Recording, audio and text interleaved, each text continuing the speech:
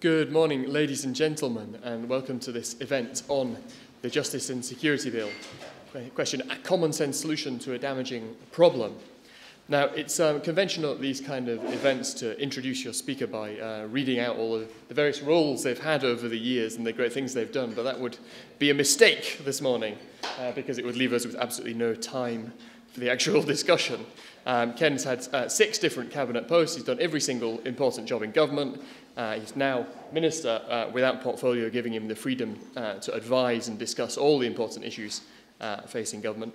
I mean, most relevantly, as a QC and until very recently Minister of Justice, he is the ideal person to talk about today's subject. You all know what this is about. The bill, which is about to be debated in the House of Lords, proposes to extend closed material procedures to civil cases as well, which would enable the intelligence agencies to defend themselves in court rather than having to resort to settlements out of court. It's obviously a controversial and also very, very complicated issue. So we have the ideal person here this morning to guide us through the complexities of these issues and to explain why the government is proposing to do what it's proposing to do. Ken, it's lovely to have you here today. Thanks a lot. Well, it's a pleasure to be here, and thank you very much for your kind introduction, and thank you for not labouring through my much reshuffled career. I have honestly not now counted the number of reshuffles I have taken part in, and the latest one, being a minister without portfolio, is particularly mysterious and baffling. One of the things I've actually put together is a portfolio of assorted interesting things which I'm being charged to do. One of the things I've kept is the Justice and Security Bill, which I was handling when I was at the Justice Department. I've got deeply immersed in it, kind of subject that I'm extremely interested in and always have been. And I'm grateful to Policy Exchange for laying on this opportunity and giving what I hope is a sensible contribution to debate and an explanation of why I, and I think probably some people will say I of all people, should be advocating this particular piece of legislation. It's always a pleasure to be here in the spiritual home of the next generation of One Nation Conservatives, I trust, and to address a difficult bill which is shortly going to enter the Lords' report stage. And on anything to do with the law, and anything which has powerful lobbies, the House of Lords at the report stage is a place where you enter with care and where it's going to be obviously seriously debated. It's been a long time coming, this particular bill, and it really goes right back in its origins to the early 2000s when the invasions of Afghanistan and Iraq took place. And I supported the invasion of Afghanistan. I was a fierce critic of the decision to invade Iraq. One of the impacts of both was the radicalization of young Muslims, both here, in the Middle East, across the globe, followed up with a kind of wave of litigation as anti-terrorist action was taken to try to protect the country. And so both sides of the coalition came into government, Liberals and Conservatives, in 2010, determined to oversee a proper transition of power back to democratically elected governments and parliaments in Iraq and Afghanistan. But also both parties were determined to try to draw a line under some of the more damaging side effects of the wars in which we'd been engaged. And one of those side effects, as a consequence of a sudden spurt of litigation, was an erosion of some of the public confidence in our security and intelligence services. I think actually there remains vast potential public support amongst responsible citizens for the men and women of MI5, MI6, GCHQ, other agencies whose work is essential to keep us all safe in a world of increasingly unpredictable security challenges. But strange things happen in war, and the era of Guantanamo Bay, extraordinary rendition, the war on terror, damaged confidence that our security services have remained utterly aloof from the questionable actions of some of our allies. And as the present Prime Minister said back in 2010, Our reputation as a country that believes in human rights, justice, fairness and the rule of law, indeed, for much of what the services exist to protect, risks being tarnished. Public confidence is being eroded, with people doubting the ability of our services to protect us and questioning the rules under which they operate. And terrorists and extremists are able to exploit these allegations for their own propaganda. So it's the whole government which is committed to getting to grips with this problem. And that means dealing with the past by holding an inquiry into the treatment of detainees in the early 2000s.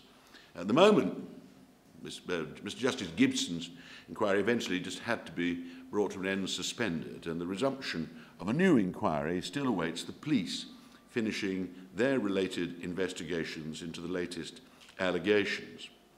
But we must deal with the future in addition to drawing a line under the past. We have published consolidated guidance on treatment of detainees, just to clarify the standards which both the services and the government and the population expect us to maintain as a liberal democratic nation. We've also brought forward the proposals in the Justice and Security Bill. They aim firstly to improve the effectiveness of Parliament's check on the actions of the security services.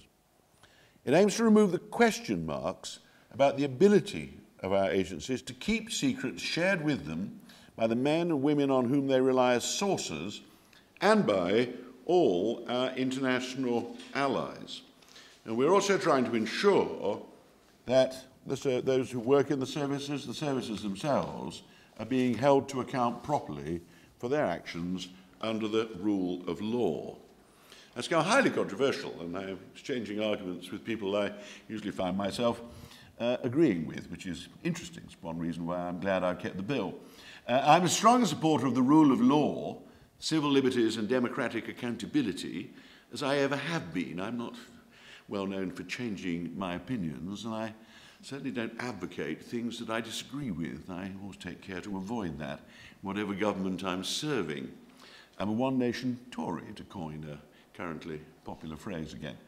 In my career, I've participated in quite a lot of debates on national security issues. It's one of the things that I've chosen to take part in on the few years when I've been a backbencher. I've always been on the liberal side of the argument. So I'm surprised to find myself sponsoring a bill which the wilder critics have named my secret courts bill. I've never been naive about the role that the security and the intelligence agencies play for us.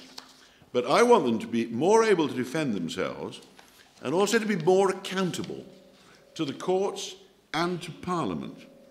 And I think the best people in the security world know that's the best protection of their reputation and the best protection of public gratitude for their work.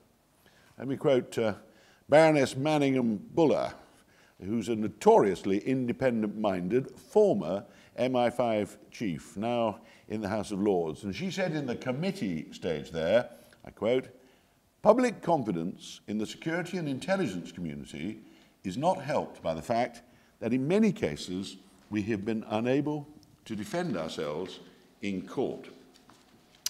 Now, as I promote these reforms, which I believe improve the accountability of the services and will help to protect their reputation, I actually find it hard to understand why both the supporters and the critics of the bill have conducted a rather bizarre role reversal compared with some of the debates I've taken place in the past.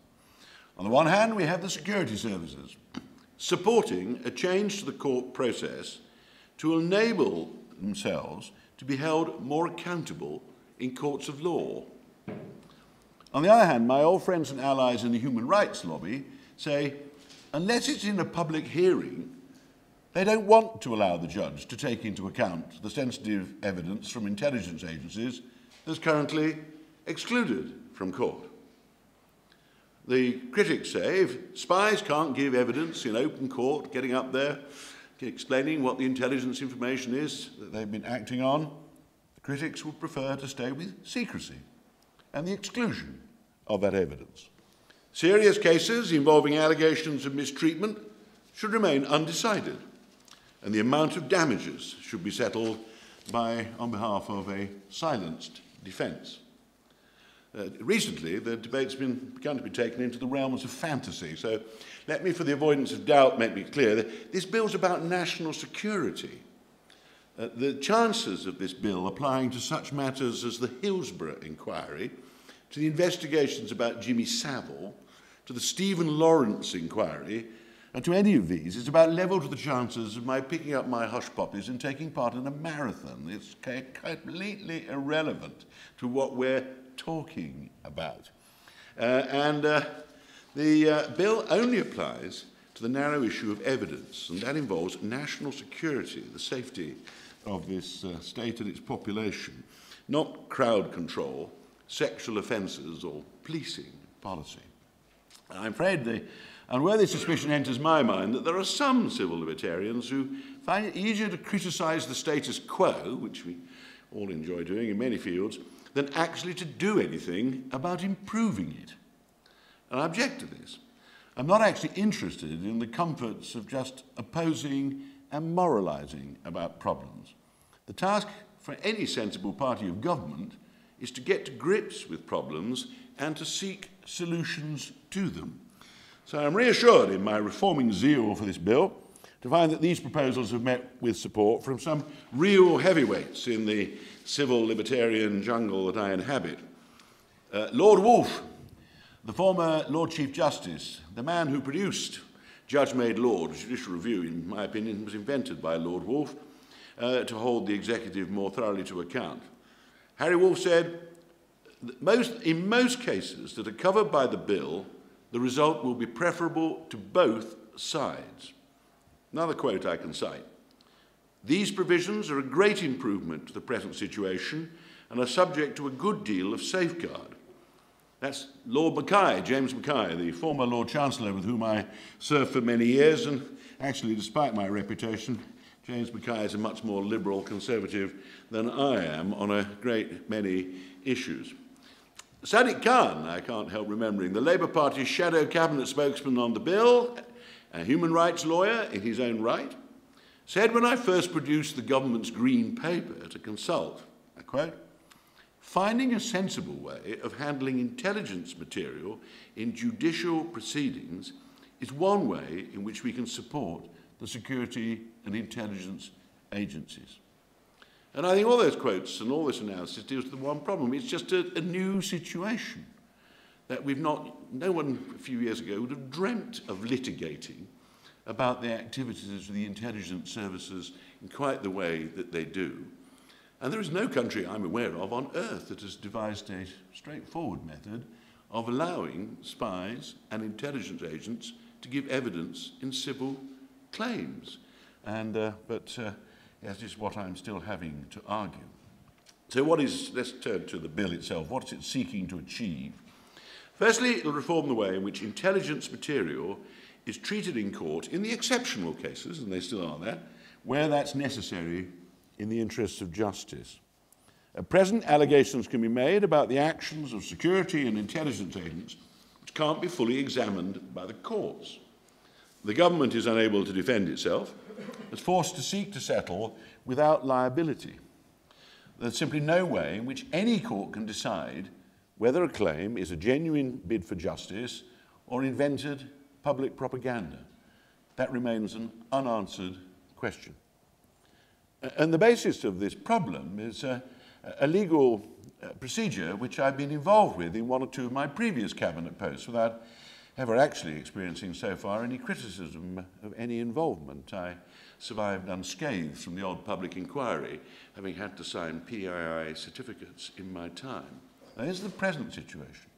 The public interest immunity procedure is based on the quite obvious principle that national security evidence cannot be given out in open court without risking the lives of spies, damaging the secret techniques our agents use, and putting our national security at risk.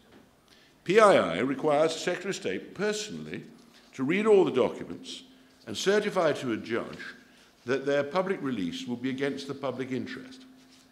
I have quite literally, on occasions, been put in a room with box upon box of documents which I've had to spend days reading through before signing the certificate. Now, strenuous efforts are put into ensuring that the absolute maximum of information goes into the open. But once you've got down to the core of the material that's sensitive, and if the judge agrees with you that public interest immunity is justified, the effect is that all that information is excluded entirely from the courtroom. It simply goes back, stays in silence, and is not considered by the judge at all in reaching his inclusion, whether it's excluded from being considered in the case in favour either for or against the party making the claim. Now, self-evidently, this presents an impossible problem if the real merits of the case really turn on this evidence, which is crucial to the subject matter of the claims being made.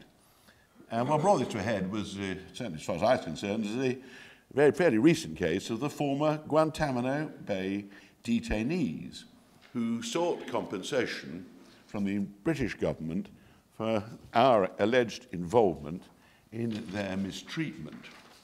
The government's defence in that case, the defence of the agencies, rested extensively on national security sensitive evidence. Any public interest immunity exercise, even if we'd won it after years of application, would have excluded crucial sections of the government's defence from the courtroom. The claims simply could not be defended. They had to be settled to the satisfaction of the claimants, taking without challenge the evidence of the claimants.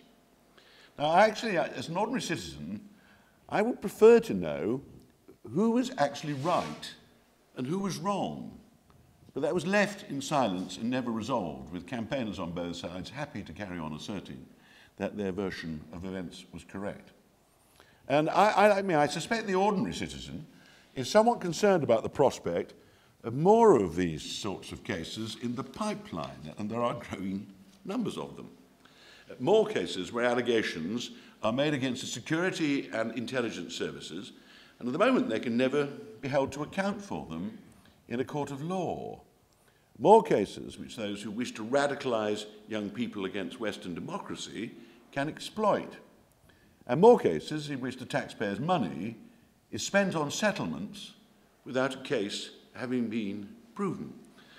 Most lawyers have an underlying feeling it's quite attractive to bring actions based on claims which you know perfectly well the defendant is incapable of defending. So the popularity of these claims is not likely to diminish, I think, in the near future.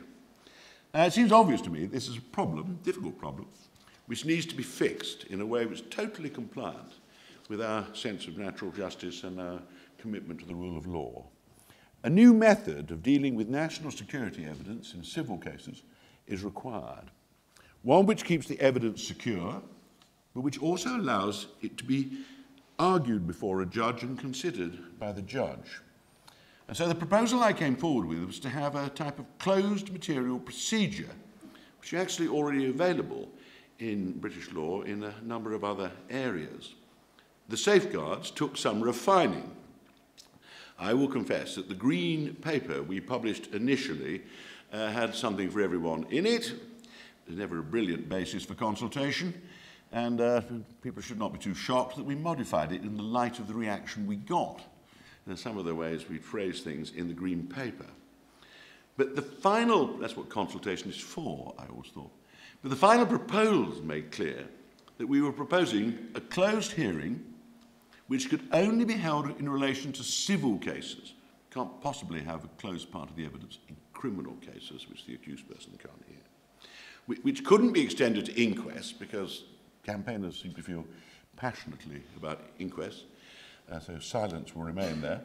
Which could only be held with the consent of a judge to hear those bits of evidence which are currently excluded, and which would ensure that in practice nothing that is now heard in open court will be moved into closed or secret proceedings.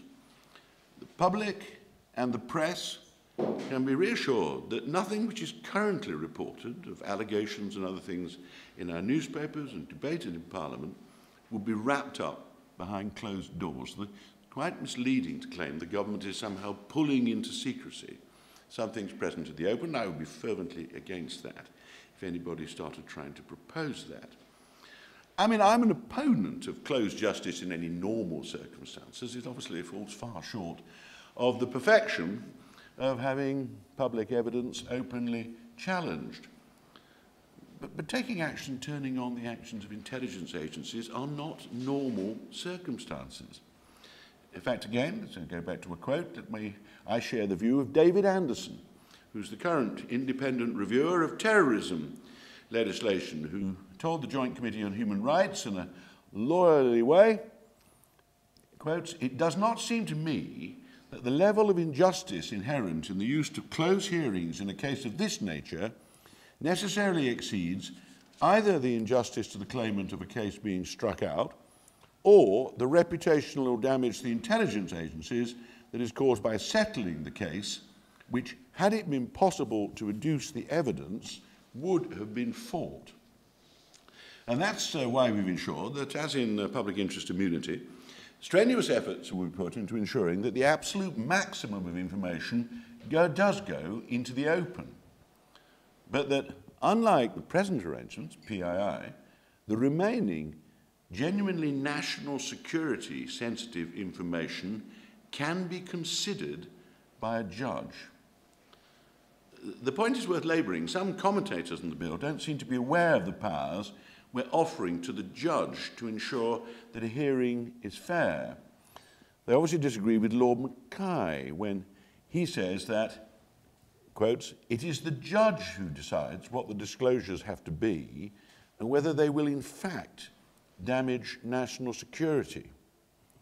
I don't think it's right to say that the judge needs a power that would allow him to recognise that some information would damage national security if it was released, but then say, "I'm going to release it anyway for other reasons." This is the so-called balancing act, which some people feel strongly about, but you cannot possibly say this evidence would put lives at risk. But on the other hand, there are other compelling reasons been put to me by the plaintiff why we should take that risk and put it in the open. I resist that quite strongly. I do think it's important the judge has strong powers within the hearing to ensure that it can be conducted as fairly as possible. And also, obviously, a judge must have a position to be able to say, this isn't national security, all these conspiracy theories that we're trying to cover up embarrassment. Well, if a judge thinks, well, this evidence all turns around some embarrassing mistakes that have been made, he will not allow closed material proceedings. He will have to, but if he's satisfied that there's a risk to national security, then it will have to be heard in closed. The bill sets out there are two judicial steps which must be taken before a closed hearing can take place. Firstly, the Secretary of State must apply to a judge to ask him to rule that a closed hearing could be available. The test's a simple one. Is there relevant evidence in the case that would damage the interests of national security if it were disclosed? If the answer is yes, then obvious common sense means the material cannot be disclosed. And so the principle that a CMP can be held is established. But there's a second stage. The Secretary of State must then apply again to the judge to request that any particular piece of evidence should be heard in closed proceedings. It's therefore conceivable that even had the first stage been passed, no evidence would actually be heard in closed sessions. At this stage, the judge has similar powers available to him as under public interest immunity. He could order disclosure, redaction, summaries, or he could still exclude the material entirely. Now, these are important powers for the judge. This is the protection which people interested in the rule of law and civil liberties should be ensuring. And I'm quite convinced that the proposals we put forward are the right ones. They will ensure that if the security and intelligence agencies have done something wrong, they will be found culpable. But if they're in the right, they will be vindicated, which is what we believe the best of civil litigation in this country always does. But the government will not be liable for settling open-ended claims if it can't defend itself against those claims. Let me move on to another thing David Anderson has spoken about, which is so-called Norwich Pharmacol part of the bill, which is a technical, based on the case where it started, it's a legalistic description. Our ability to keep secrets, that is the secrets of identities of our informants, but also when other intelligence agencies share information with us. In this world you have to have that kind of thing, that we keep the secrets of other intelligence agencies, not just the Americans, all the agencies. If they think there's a doubt about you keeping the secrets, they will not share their information with you. It's a perfectly straightforward proposition. David Anderson said this of this difficult issue. He said, the reality is that if you start giving away secrets that you promised to keep to yourself, it is inevitable that people are not going to give you those secrets to the same extent that they have before. He's right. Intelligence depends on confidence. The moment your ally, your source, or your colleague loses faith in you, you become weaker. You lose information. And in the modern age, we develop highly sophisticated intelligence networks which are founded on hundreds of thousands of individual relationships based on the trust which comes on absolute confidence secrecy will be maintained. In the United Kingdom, we've legislated to great lengths to protect these relationships. The Official Secrets Act binds ministers and officials. The Freedom of Information Act explicitly rules out access to information supplied by or relating to bodies dealing with security matters. But since 2008, we've seen innovative, ingenious lawyers develop a rather cunning legal technique which gets round all of that.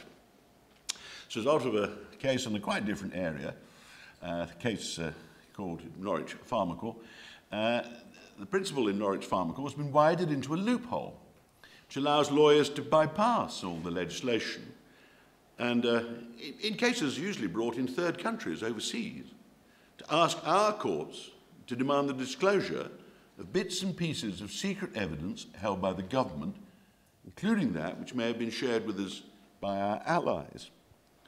Now, it's not fanciful to imagine the impact on our own sources and our intelligence sharing partners when they hear that a piece of intelligence that they've passed on to us is subject to some threat of disclosure by a quite unique British process that is available in our courts. It's not good for confidence, which begins to ebb away. Our intelligence networks begin to move more slowly if they can't persuade people to run this risk of, no doubt, sometimes quite difficult to explain to people what the Norwich Pharmacol process is in a British court.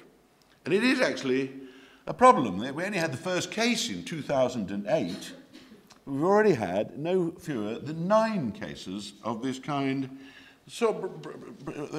brought.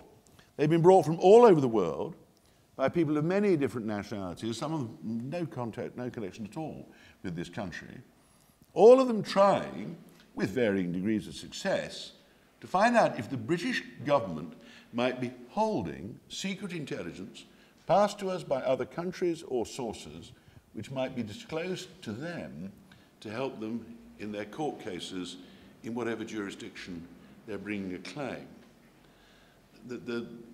Some of our critics are particularly wary of American intelligence, so quite a lot's been made of the Americans' reaction to all this. The Americans are extremely important to us. We have to work together.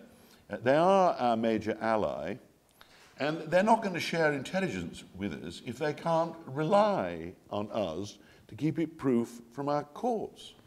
But as I said already, it's not just the Americans. It's all the other intelligence agencies whom from time to time we have to collaborate, sometimes, carefully, but we do need to try sometimes to share with them confidential information which they have got and which we can't obtain. And actually, of course, all the individual sources that we rely on have to be able to trust us to protect the information against the courts. You lose your reputation for reliability in this particular area of activity at your peril. So in my opinion, it's entirely sensible to return the interpretation of the law to the state everybody believed it was in before 2008, and to stop this increasingly popular course of action before it gets any worse. Now, the final aspect of our reforms, one which tends to be overlooked in debate, one of my long-term hobby horses, and that's some of my friends in the Commons, reform of the Intelligence and Security Committee, committee to which the security services are accountable. The ISC has been very strongly criticised in the past. Critics say it's too close to the government, that it's a patsy to the security services, not willfully, but simply doesn't have the powers that enable it to perform proper and successful scrutiny. What many people haven't yet picked up is that this bill proposes quite radical reform to strengthen this committee. It will become a committee of Parliament, accountable to Parliament, not just to the Prime Minister. Its members will be elected by Parliament. From a list nominated by the Prime Minister, the committee will elect its own chairman. The whole thing will be put on a proper, independent footing, as I've said, answering to Parliament. And actually these reforms have won the support of my old friend Malcolm Rifkin. So Malcolm Rifkin, who's its current, highly able and perfectly independent on these matters, chair. He believes these reforms herald something of a new start for his committee, and I hope you ensure that it's able to play its part as a properly persistent and probing parliamentary committee. So that's a brief run through the interesting proposals in this unusual bill. And as a civil libertarian, my message is it's decision time for us civil libertarians. It's possible to adopt a position of simplistic legal purism. If we can't have open justice, we prefer to have no justice, just settle it. I think that will wreck a golden opportunity for sensible reform. We can get on with it and actually deliver significant improvements to the parliamentary and judicial accountability of the security and intelligence services. This is all difficult territory. We have quite new problems and they require fine judgment and a cool head. What I'm actually convinced of is these measures will provide a significant improvement on where we are now. Sensible citizens who believe in the rule of law should believe that a British judge is entitled to hear all the relevant evidence, take it into account and reach a conclusion. Silence is where we are now, and that, in my opinion, is not a proper alternative.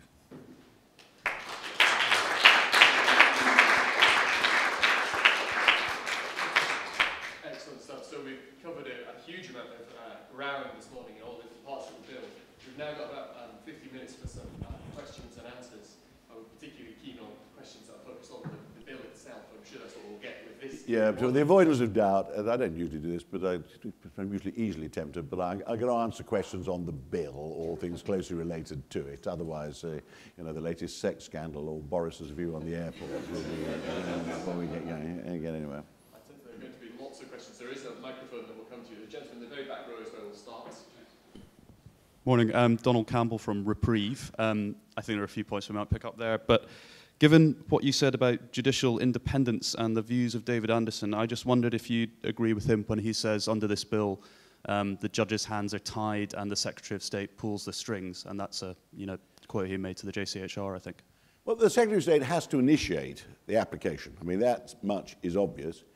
And in this difficult area, it is also clear that the Secretary of State has access to the full range of information to really make the first judgment about whether national security is at risk. I mean, the Secretary of State's inclination is to want to defend these cases, because otherwise you've got to find millions of pounds, persuade the Treasury not to take it out of his budget, to settle the claim. But he has access to the full range of information, the background to what is going on. So he's bound to initiate. No judge can initiate the action. What we've striven to do all the way through, ever since the consultation, is to give the judge more effective powers to rule on that application. The final decision is the judge's, and he has to be satisfied. And as I've already said, sometimes happens in these cases, happens in PAI sometimes. When the judge actually hears it, he can clarify the whole thing. And so he can start deciding that he wants to modify all this. Why can't this go into open court redacted? Why can't we give the gist of this to the other side? Isn't this a bit wide of national security? It sounds to me as though you're covering up a rather dodgy transaction which no longer threatens national security. If that is the fear one has, I'm sure people in the intelligence say it never occurs, I'm saying, but I mean, if that's what one's trying to guard against, in the end, the final say is of the judges, and the judge, and British judges, I think, will strive to limit what they're hearing in controlled surroundings. Their instinct will be put this back into the form of justice we're all more satisfied with, which is open justice where possible. Hello, Owen Beaucourt from The Guardian. We're obviously waiting for the bill to return to the Lords. Apologies. It's in the Lords now. It's staying on committee, but they didn't vote in committee, so we wait and see what their judgments are and report. That's why I'm holding this now. Yeah. Given the debates that have taken place, are you likely to accept any of the amendments that were put forward at the committee session? Yeah, we haven't settled them finally. I had a meeting on this yesterday with the Bill team and my colleague Jim Wallace. We will table some amendments. The Lords does more thorough scrutiny of bills than the Commons does. It just does, because they regard that as their principal activity.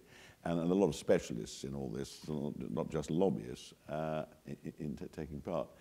So yeah, there are going to be some amendments, but you may gather, not amendments were minded to table, don't undermine what I've just given in the speech. That's given in the light of what I know we're going to table. No. I have to clear them. We are running a collective government, should we base know. Matthew Groves, former Conservative parliamentary candidate and currently on the list. Yep. You spoke about the two-stage judicial test. The first stage, as I understood it, being the risks to national security. So could you expand a little more on the second stage? So if the judge has already concluded there's a risk to national security, how would the second stage then overrule that consideration? Doesn't overrule it. It may kind of it's a final decision he has to take, or a decision he can take as it goes on. Having in principle allowed a closed material proceeding, these things are often conducted quite informally. The PII ones are. You get underway. I've sat and watched one where this has happened. You get underway. At the end, when you're coming to the end of the closed material proceeding, the judge will reflect on where he is and then start ruling on individual pieces of evidence. And I already said, I put it in the casual way, not casual way, conversational way, which I've heard judges put it in PII cases. Is this really, upon reflection, having heard it, and heard it challenged by the special advocate, is this really, sort of national security? What actually is the harm of putting this in? Or actually what is often very possible, if we redacted, that is, struck out these sentences, these names, these paragraphs, isn't it arguable that we could put that into open hearing and continue with it in, and so on? And doesn't happen often, but I think the whole thing will be conducted by a British judge, as long as he or she's got adequate powers. On the basis they will strive to put in the open what they can, and the opportunities will be there before you return to the open procedure, and then the parties are all informed of what can be made available in the court. Sometimes it'll be so obvious that this material will be of huge value to the country's enemies that you'll go through the closed material procedure and that'll be it, because they'll argue about it, they'll challenge it, but the judge will continue to be satisfied that this is not suitable stuff to be given in open court or shared with the parties. Question from Stuart at the front, and then we'll go to the third row. Thank you very much for coverage of an interesting subject. There's one thing that bothers me and suggests that secrecy may be overdone, and that is that I gather that those who were compensated, as you've been mentioning, quite heavily compensated, only got the money on condition A, that they would never tell anyone how much they did get, and B, that they were not allowed to say what had happened to them by way of torture or other things. I can't really see why those matters needed to be secret. Well, on the second, I think they'd already said what they said had happened to them, and there's no silence imposed on them on the allegations. I mean, this is a free country, as it were. If you're not being defamatory, you can allege what you like in this country, and that's not affected. So the argument that some newspapers for a time were worried about, that somehow all the allegations which they print now cannot be printed, it's about as fanciful as the Hillsborough inquiry couldn't have taken place because the police would have stopped it, or whatever else conspiracy theorists think. On the question of how much they were paid, well, I think both parties agreed that. I mean, I'm not sure which side initiated the idea that we should keep confidential. I think I was assured that it was the plaintiffs themselves who did not want the amount of compensation to be put into the public domain. And so it was part of the settlement. But the settlement couldn't silence what they'd already said. The reason they were there was they'd all given clear allegations about what had happened to them in Guantanamo Bay and their allegations of the involvement in British agents involved. And we were in the process of exploring the nature of those allegations. They were going to be considered by Sir Peter Gibson. A judicial inquiry was set up. That had to be stopped when we had fresh allegations, another country, another instance of, then the police started inquiring again. And we get hung up with the problem of, are you compromising police inquiries if you let the judge's sort of inquiry just run alongside? So we've ended the Gibson inquiry and committed ourselves to holding another inquiry once the police investigations are concluded. And so the factual search will be carried out by a judge. At the end of that, there'll still, of course, be a question about how much can be published, but the truth or otherwise of the allegations, the next attempt will be to tackle it in a judicial inquiry, but they can take years. And I think if civil litigation can be conducted properly, then this bill will help with the civil claims.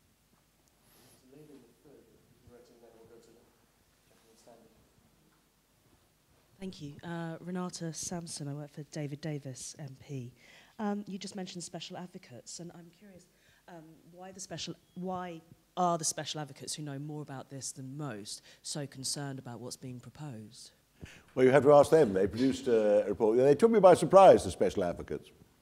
The Green Paper went quite well, although the Green Paper was loose. I mean, we did tighten up quite a lot in the light of the consultation, because a lot of the reactions to the consultation regard perfectly justified, actually, so we had another go at it. And we have the present bill. But I agree, the special advocates were a rather ferocious piece of evidence, which caused me, and I've met one or two of them, and I do think they're going over the top. Quite a lot of people say the special advocates are far more effective in practice than they claim they were. They said it's difficult to do their job, they don't have enough effect. Well, there's plenty of judges tell you they do. I always think the most telling thing is, I can't remember her name now, but there was a Russian lady who had a close relationship with a member of parliament who's a member of the Defence Committee, who got herself all over the newspapers. And the agencies wanted to deport her. And the evidence given by the agencies against whatever this Russian lady's name was, I'm sorry, I can't remember her name, wasn't her most memorable feature, I'm told. But whatever this lady was, it was all heard in closed proceedings, as they're making allegations, obviously, of her involvement with Russian intelligence. And they lost. I don't think she's still here, but the deportation collapsed. The advocate, the special advocate in the closed material proceedings, won. On duty on the grounds she may have been an embarrassment, but she was not a security threat, and she was allowed to stay. And so I think, trying to rationalise it, because they're very impressive, these special advocates, but they're so used to being on that side. I think all the civil libertarian lobbies are slightly carrying each other along. There's a kind of, I don't think I am naive. I say I sort of was keen on their principles they advocate, as they are. But you know, there's a snag here. This can't be right. Hence, some quite distinguished ones have gone into these fanciful, not the special advocates, but fanciful embroidery of where this might all be taken. And I think the special advocates do a useful job there. And the problem is, they are the best you can do in these suboptimal circumstances. If you're driven to the common sense solution that you can't expect security information just to be given in open court in front of all the journalists and the parties and anybody else who wants to turn up, you have to find the best method of challenging it that you can. And as I say, I'm persuaded the special advocates. We're looking at what we can do to help the special advocates. We'd quite like to answer these questions. But the answer is not to say, no, just to give up special advocates and go into open court, I'm afraid, in my opinion. Martin Bentham from the Evening Standard. From what you know of the background to some of the cases that you're talking about, do you believe that there are actual cases of misconduct or even illegality by our security or intelligence services that could be brought and will be brought into the public domain via a court judgment if your proposals are accepted as they stand? Well, I'm not going to make the judgment that I would prefer a British judge to make.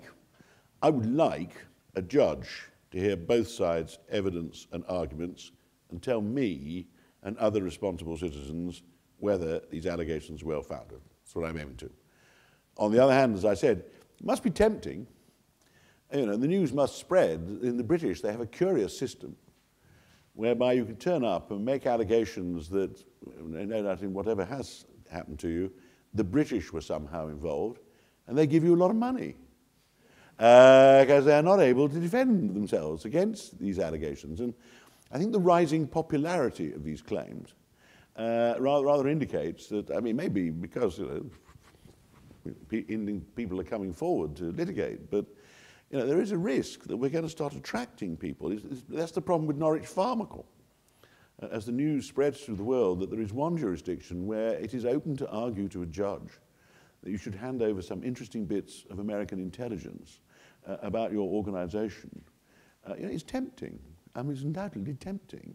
And it flies and goes common sense. And I prefer to get back to the beginning of your question. I'd like to allow a judge to hear all the evidence, take it into account, and give me a ruling on whether he or she, I have to accept their judgment because they're the only person judge, whether he or she thinks there's been misbehavior. And not, they haven't lost one yet in the courts on the basis that someone found against them. It's just they're never decided. And the money's paid out. And that's unsatisfactory. And I can't understand all these, the reforming zeal which I normally share with most of these groups that are lobbying against me. They've suddenly found tremendous merits in the status quo for some reason. And I think it's nervousness, you know, they don't want to move away from where we are because they fear that somehow in some sinister way they've not yet detected. I'm trying to sort of, you know, cover up for misdeeds. We are just about to run out of time. There may be time for a last question, if there are any last questions. No takers for that? Maybe in a second, but just with the mic. Gary Pear from the Daily Mail. Can I ask, since we've sort of run out of question on secret courts, what you did make of Boris Johnson's intervention today on airports? Do you think it's going to be, is it toxic for the... I listen with my usual satisfaction. My constituency is far away from London Airport. So the proper use of East Midlands Airport is my main concern in these matters. Well, the problem thing is, again, it's interesting. What I was interested to see is what we've done is set up Howard Davis, who's a guy I know and respect and like a lot. Howard has agreed to do an absolutely all singing, all dancing, 2 or 3 year inquiry to try to produce a definitive answer which most people can agree on where we need to expand airport capacity. And what happens on day one? Every campaigner of every kind piles in, putting their particular solution. It underlines the need for Howard Davis's inquiry to me. But I'm not going to be tempted any further. So this is exactly the kind of event that I enjoy having a policy exchange. We've had a mixture of excellent questions from thoughtful people with excellent and thoughtful responses from Ken Clarke. And it's been a pleasure to have you here this morning to discuss this important subject. Thank you so much.